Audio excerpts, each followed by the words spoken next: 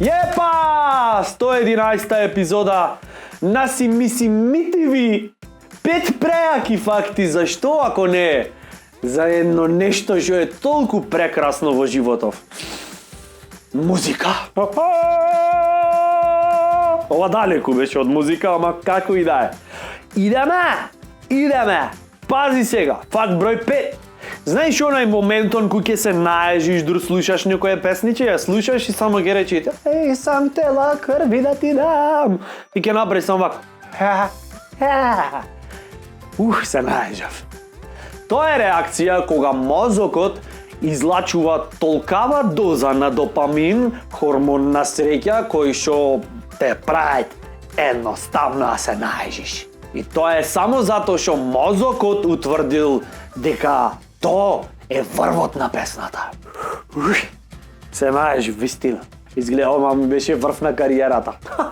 Факт број 4. Редовно, репетитивно слушање на музика може и ќе ја промени структурата на мозокот. Факт, ова е со сигурност проверено, со тоа што има мала разлика во тоа каква музика слушате.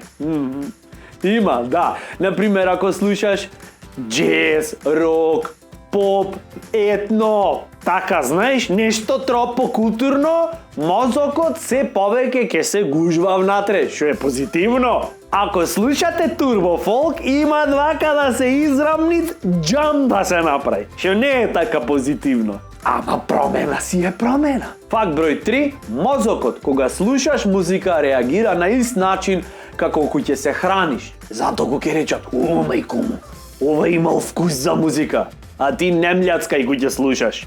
Факт број 2. Слушање на музика при вежбање и при физички напор може значително да го подобри вежбањето. Факт. Еве, пробајте, земи слушалки, збучи ја на мобилен ти си мој байпас, стегни една водка Red Bull и не 160 кила за бенч прес, цела теретана има да ја крениш во воздух. Факт број 1. Емоционална поврзаност е единствената причина за некоја песна да ти е омилена. Знаеш кој ќе речиш она, леле шуба ми е песнава. Мене, например, омилена уште на времето ми беше она, ја знаете 100% од Кенан Таировски. Чакмак, мојот чакмак гори за тебе знај. Пробај, нема да се. Чакмак, мојот чакмак гори за тебе знај. Пробај, нема да се каеш, душо верува, Не знам. Ми има некако емоција песничево.